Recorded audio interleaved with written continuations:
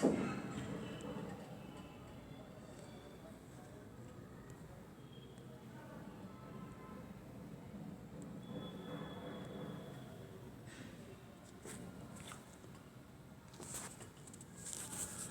Friends and students, आप लोगों का ये बेसिक लेवल टेस्ट सीरीज़ का जो आपका क्वेश्चंस चल रहे थे उसमें दोबारा आपका स्वागत है। हम लोग इसको फिर से स्टार्ट कर रहे हैं। 21वें नंबर क्वेश्चन से देखिए, a law which is based on stress analysis of plastic deformation within the plastic limit proposed by. ये किसने प्रपोज किया था plastic deformation within the plastic limit के लिए? तो ये जो लॉ था 22वें नंबर पे, ये किक्स लॉ आपका कहलाता है।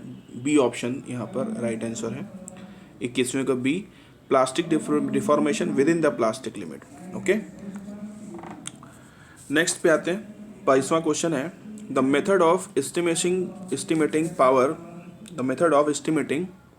Power required by crushing and grinding operation it is given by which scientist. इनका नाम क्या है?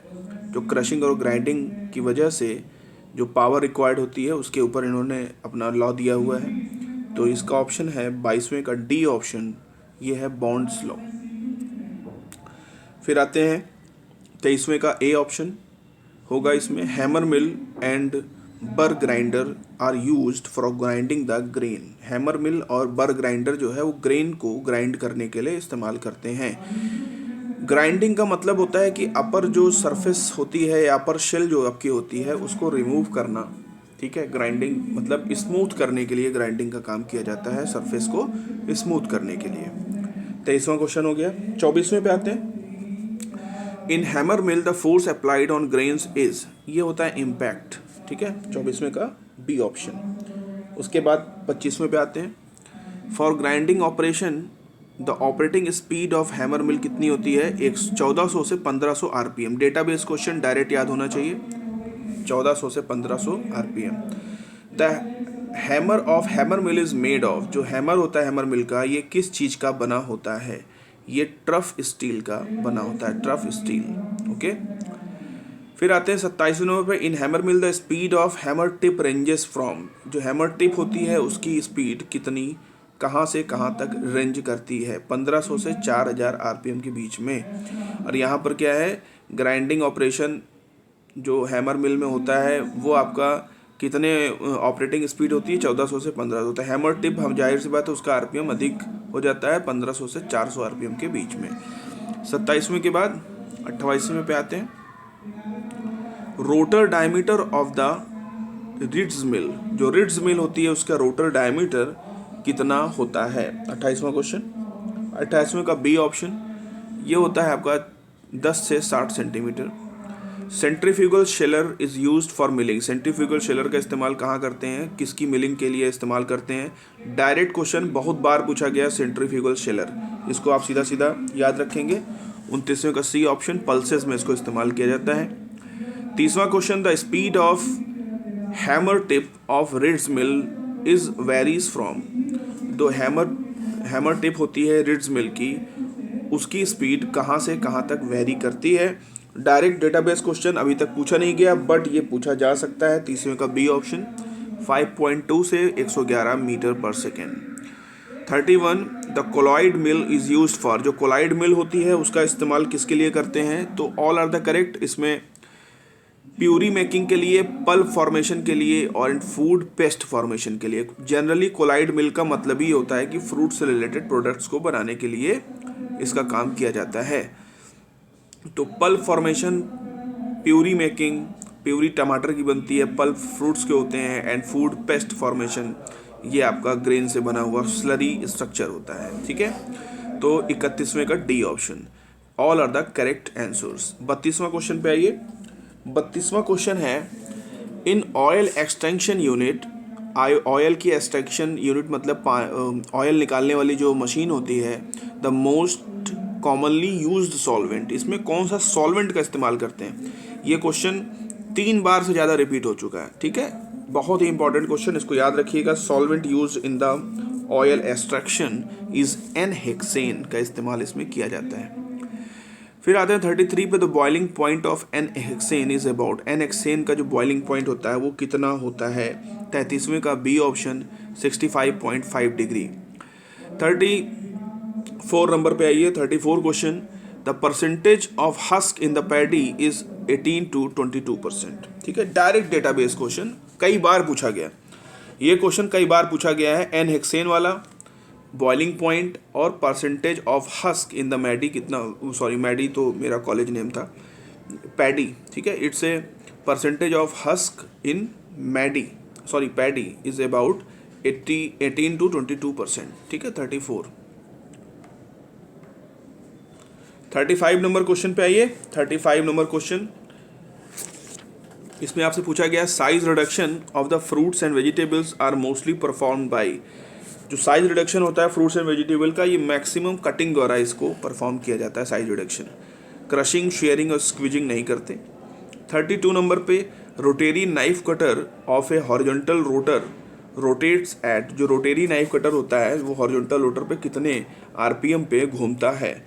36 नंबर पे बी ऑप्शन 200 से 900 RPM. Rotary knife cutter, database question मैंने आपको पहले बता रखा है, बेसिक लेवल टेस्ट के मैक्सिमम क्वेश्चन डेटाबेस्ड हैं। इन क्वेश्चंस को आपको एज इट इज़ तैयार रखना है, इसको कहीं आपको ऑनलाइन में नोट रखना है, बार बार रिपीट करना है, ऑप्शन लिख लेना है, और इस वीडियो को देखकर, इसके पीडीएफ को देखकर आपको बार बार रिकॉल करने की कोशिश करनी है कि ये क्वेश्चन आपको आंसर सही तो रिकॉल हो रहा है कि नहीं हो रहा है। बहुत ही इंपॉर्टेंट है। Rotary knife cutter horizontal rotor rotates, rotary knife cutter का मतलब ही हो गया कि एक चाकू है जो हॉरिजॉन्टली घूम रहा है, और उसमें जब कोई रोटर घूमेगा तो उस चाकू को हॉरिजॉन्टल घुमाएगा और जो भी चीज़ आप इसके बीच में लाएंगे वो उसको काट देगा। जस्ट लाइक आप हाथ से प्याज काटने वाली मशीन पे प्याज चलाइए, या आपको होली के समय जो आलू होता है जिस चीज़ के ऊपर रगड़ते हैं तो उसमें आपका हाथ हॉरिजॉन्टल चलता है, बट अगर चाकू हॉरिजॉन्टल चलने लगे तो भी वो उसको काटने का एक्शन करेगा। तो हॉरिजॉन्टल रोटर जो रोटेट होता है वो 200 से 900 आरपीएम के बीच में होता है। Reads mill is applicable for milling, जो रिड्स मिल होती है वो किस चीज़ के लिए अप्लीकेबल होती है, किस चीज़ की मिलिंग के लिए? बहुत इंपॉर्टेंट क्वेश्चन, रिपीटेड क्वेश्चन आ चुका है, वेट मटेरियल के लिए। Reads mill is suitable for grinding the material below the size, ये भी क्वेश्चन पहले पूछा है, सब पूछ चुका है। 38 का B option 20 micron size, 1 micron में 10 टू पावर -6 मीटर होते हैं। 38 के बाद 39, 40 and 41 number question, the capacity of hammer mill depends on, capacity जो होती है हैमर मिल की किस पर डिपेंड करती है? 39 का D option, very important question and repeated, feed rate, size of the सीव and the hammer speed. The plate of बर ग्राइंडर इज मेड ऑफ, बर ग्राइंडर की जो प्लेट होती है वो किस चीज़ की बनी होती है? तो यहाँ पर ये क्वेश्चन रिपीटेड नहीं है लेकिन आ सकता है, ये चिल्ड आयरन की बनी होती है। ठीक है, अब आते हैं in burr grinder the plate of grinding, the plate for grinding are, burr grinder में कितनी प्लेट्स होती हैं जो ग्राइंडिंग करती हैं? ये रिपीटेड क्वेश्चन है, पहले आ चुका है। 41 number question, option number B is 2 plates, हमेशा 2 प्लेट के बीच में ही ग्राइंडिंग करी जाती है। 42 एंड 43 नंबर क्वेश्चन, इसमें आपसे पूछा गया है in pressurise parboiling the soaking time method is about, बहुत बार पूछा गया question. C option is 40 minutes and pressurise parboiling method the temperature of the soaking water, जिसके अंदर हम पार बॉइलिंग करने के लिए धान को डुबोते हैं उसका टेम्परेचर कितना होता है? बोथ क्वेश्चन आज repeated many times, 85 to 90 degree centigrade. ठीक है, कितनी देर के लिए? 40 मिनट के लिए। शेल लाइफ बढ़ाते हैं इससे चावल की, पार बॉइलिंग से। ठीक है, आगे बढ़ते हैं 44 and 45 number of question, temperature of gelatinization is about, very important and repeated question, 70 degree centigrade and gelatinization. फिर 45 पे है rice recovery in the parboiling is compare to raw rice milling is. ठीक है, पार boiling के द्वारा जो raw rice milling है उसमें से कितना, जो आपकी जो राइस की रिकवरी होती है, मतलब राइस के रिकवरी का मतलब कि राइस टूटने ना पाए आफ्टर जो, क्योंकि हम लोग पूरी राइस की मिलिंग के बाद राइस मिल के एंड में हम लोग देखते क्या है कितने ब्रोकन है और कितने अनब्रोकन राइस हैं। तो पार बॉइलिंग के बाद जो राइस रिकवरी होती है कितने % हमें इम्प्रूव होकर मिलती है। तो 45 का एक ऑप्शन ये 1 से 2%, ठीक है।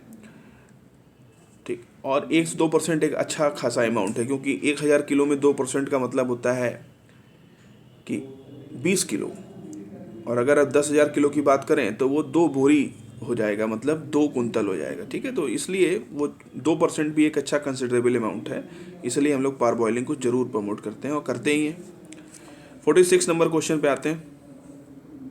Cooking quantity of rice is represented by, जो कुकिंग क्वांटिटी होती है राइस की, इसको कैसे रिप्रेजेंट करते हैं। कुकिंग क्वालिटी है, sorry, cooking quality of the rice is represented by 46 का D option, all are the correct. Time of cooking कम होना चाहिए, and gruel quality and pastiness, ये आपका अच्छी अलग अलग क्वालिटी का अलग अलग चावल बनने के बाद होना चाहिए। Swelling capacity and expansion ratio बड़े से बड़ा हो जाना चाहिए बनने के बाद। तो ये आपका ए, बी एंड सी तीनों ही सही हैं, तो all are the correct. 47 number question पे आते हैं।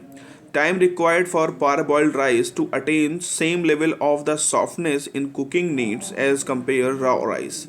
पार बॉइल्ड राइस का सेम सॉफ्टनेस प्राप्त करने में जो राइस अनपार बॉइल्ड है उससे कितना होता है, ठीक है। जो सॉफ्टनेस लेवल होती है बनने के बाद, जो चावल का जो सॉफ्टनेस लेवल है वो रॉ राइस का और पार बॉइल्ड राइस के बीच में क्या रिलेशन है, कितना है, दुगना है, ट्रिपल है, या उतना ही होता है। तो 47 का बी ऑप्शन ये क्या होता है, डबल होता है, ठीक है।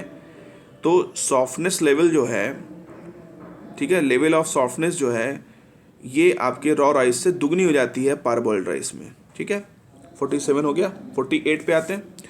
Which of the following rice कुक्स more flaky, ठीक है, मोर फ्लैकी, पार बॉइल्ड या रॉ राइस। तो इसमें आपका 48 का ए ऑप्शन, ठीक है। कौन सा राइस जो है वो आपका जल्दी या पक जाता है या आपका बिना टूटे हुए पक जाता है, तो ये आपका क्या है, पार बॉइल्ड राइस। तो 48 का ए ऑप्शन। 49 पे आते हैं। जादवपुर यूनिवर्सिटी मेथड में soaking of paddy is done at high temperature of water for a period of. Jadavpur university method में जो पैडी की सोकिंग करते हैं हाई टेम्परेचर पे कितने समय के लिए की जाती है। इसके पहले एक था 40 मिनट वाला, ठीक है। ये जादवपुर यूनिवर्सिटी मेथड में, अब ये मेथड क्यों इंपॉर्टेंट, क्योंकि वेस्ट बंगाल में पड़ती है जादवपुर यूनिवर्सिटी और बहुत ही अच्छा राइस ग्रोइंग स्टेट है। राइस की एडाप्टेबिलिटी बहुत अच्छी है, फूड में बहुत ज़्यादा इंटेक करते हैं वहाँ के लोग, तो 1 से 3 घंटा, इसीलिए ये मेथड भी आपका फेमस है, जादवपुर यूनिवर्सिटी मेथड। और जाहिर सी बात है इसमें टेम्परेचर हम लोग 85 से 90 डिग्री नहीं रखते, कम रखते हैं 60 से 65 डिग्री के आसपास, क्योंकि यहाँ पर देर तक उसको रखा जा रहा है। High temperature of water for a period of 1 से 3 घंटे जादवपुर यूनिवर्सिटी मेथड में। टाइमिंग इसकी इंपॉर्टेंट है, याद रखिएगा। Rice kernel which of the following lesser than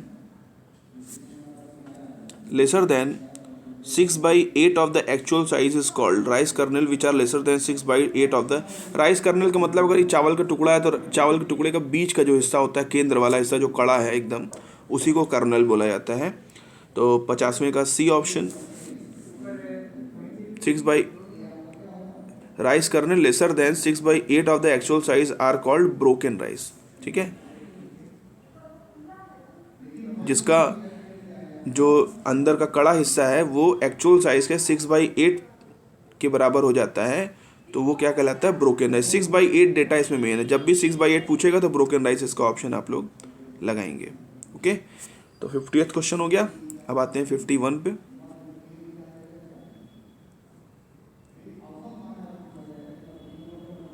51 number question, वो उसके बाद वाला क्वेश्चन वो गलती से आ गया था। 51 नंबर क्वेश्चन पे आइए। In single boiling method the paddy soaked in the water. Single boiling method, timing is very important. Jadavpur university 1 से 3 घंटा, सिंपल पावर बॉइलिंग 40 मिनट्स, फिर 85 to 90 degree centigrade. Single boiling method, इसमें एक ही बार बॉयल कर रहे हैं तो टाइमिंग अपने आप बढ़ जाएगी। टाइमिंग कितना हो जाएगा, 51 का सी ऑप्शन, 24 से 72 घंटे। 52वां question, in the CFTRI method water is heated to a temperature of. CFTRI central food technological research institute is in Mysore.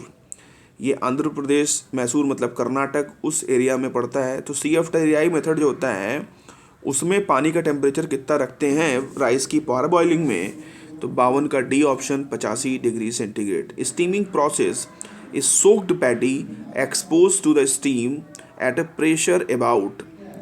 Steaming process में जो आपका गर्म पानी में डूबा हुआ जो धान है उसे हम लोग कितना स्टीम प्रेशर पे रिलीज करते हैं, 53 का सी ऑप्शन 4 kg पर centimetre square. In Jadavpur university method temperature of the soaking water ranges from, Jadavpur university method हमने आपको बताया था, इसमें हम लोग समय देर तक रखते हैं। तो यहाँ पर टेम्परेचर सिंपल 40 मिनट्स वाली पार बॉइलिंग में जो हम लोग 85 से 90 रख रहे थे उससे कम होगा। तो 54 का ए ऑप्शन 60 से 70 degree centigrade. In Jadavpur university method steaming time is about, steaming time इसमें कम हो जाएगा क्योंकि वहाँ पर टेम्परेचर 1 से 3 घंटे में आप 60 से 70 रख रहे हैं ना, तो यहाँ पर स्टीमिंग टाइम क्या होगा, थोड़ा कम हो जाएगा। तो यहाँ पर क्या हो जाएगा 55 का ए ऑप्शन 3.5 मिनट। ओके, अब आते हैं 56वें नंबर क्वेश्चन पे। In pressurise boiling method is developed, pressurise boiling method कहाँ पे डेवलप किया गया, तो ये है 56 का बी ऑप्शन तमिलनाडु में, तमिलनाडु एग्रीकल्चर यूनिवर्सिटी में वैसे ही किया गया था, TNAU जिसको बोलते हैं तमिलनाडु में, प्रेशराइज बॉइलिंग मेथड। जब आप प्रेशर बढ़ाएंगे, जाहिर सी बात है प्रेशर बढ़ाएंगे तो बॉइलिंग पॉइंट क्या होगा, ठीक है। प्रेशर बढ़ाने पर जो बॉइलिंग पॉइंट होता है उसका डायरेक्ट रिलेशन होता है टेम्परेचर से। तो अगर प्रेशर इंक्रीज करेंगे बॉइलिंग पॉइंट बढ़ जाएगा, ठीक है। तो आपका हो गया 56 का B option. Pressurise boiling method कहाँ डेवलप हुआ, तमिलनाडु में। 57 पे आते हैं। In pounding method of rice milling required, pounding method जो होता है, पाउंडिंग मतलब आपका इसके लिए क्या रिक्वायर्ड होता है, पाउंडिंग मेथड के लिए मैं बताता हूँ। पाउंडिंग मेथड के डिटेल बताएं, ह्यूमन पावर, ठीक है। राइस मिलिंग के पाउंडिंग मेथड के लिए हम लोग ह्यूमन पावर का इस्तेमाल करते हैं। मैन मेड सिस्टम होता है, इसमें पानी में भर के चावल को उबाला जाता है, लगातार चलाते रहते हैं, तो इसको पाउंडिंग बोलते हैं। जैसे पकौड़ा वाला तेल के अंदर पकौड़ा डाल चलाता है, उसी तरह आप चावल को डाल के गर्म पानी में चलाते हैं, उसी को पाउंडिंग कहा जाता है। 58 नंबर पे आते हैं, ए ऑप्शन इसका होगा, जिनका नाम है Engelberg huller. Most commonly use paddy huller use India, इनका नाम है इंगलबर्ग हलर। इसको याद रखिएगा, बहुत ही इंपॉर्टेंट क्वेश्चन, कई बार आया है। पैडी हलर सबसे ज़्यादा इंडिया में जो यूज़ होता है वो एंगलबर्ग हलर है। हालांकि वो दुकानों पे हलर बोल के ही बिकता है, लेकिन एंगलबर्ग हलर है। हम लोग क्योंकि एग्रीकल्चर इंजीनियर है तो एंगलबर्ग का नाम हमको पता होना चाहिए, जो करीब रशिया के आसपास कहीं के रहने वाले थे, राइस ग्रोइंग कंट्री है उधर भी। 59 पे आते हैं। 59 number, the speed of roller in the huller mill. Huller mill में अभी तक पूछा नहीं गया, लेकिन फिर भी डेटा याद रखिए, 600 से 900 RPM। The capacity of the paddy huller is varies from, ये पूछा गया है पैडी हलर की कैपेसिटी कहाँ से कहाँ तक वेरी करती है। तो जनरली ये आपकी वेरी करती है 250 से 750 kg पर आवर। यहाँ पर आपका बेसिक लेवल टेस्ट नंबर 10 खत्म होता है। यहाँ पर इसमें 60 क्वेश्चंस थे, और इसके बाद वाले जो टेस्ट हैं उनमें भी क्वेश्चंस की संख्या धीरे धीरे हम लोग बढ़ाते रहेंगे, और इसी तरीके से बेसिक लेवल टेस्ट हमारा करीब दिसंबर तक कंप्लीट हो जाएगा। दिसंबर में 20 या 25 तारीख तक बेसिक लेवल टेस्ट के सारे क्वेश्चंस कंप्लीट हो जाएंगे। तो नंबर ऑफ ऑब्जेक्टिव क्वेश्चंस करीब 1800 से 2000 हम लोग कंप्लीट कर चुके होंगे। उसके बाद हम लोग हमारे क्वेश्चंस का लेवल बढ़ेगा, और हम लोग डिफरेंट ईयर के क्वेश्चन पेपर्स को भी सॉल्व करेंगे, ताकि हमारा एक रेंज ऑफ स्टडी बढ़ना चालू हो जाए, ठीक है। और उम्मीद करता हूँ आपको वीडियो पसंद आ रहा होगा। And very very thank you for watching the video. Bye bye and शब्बा खैर।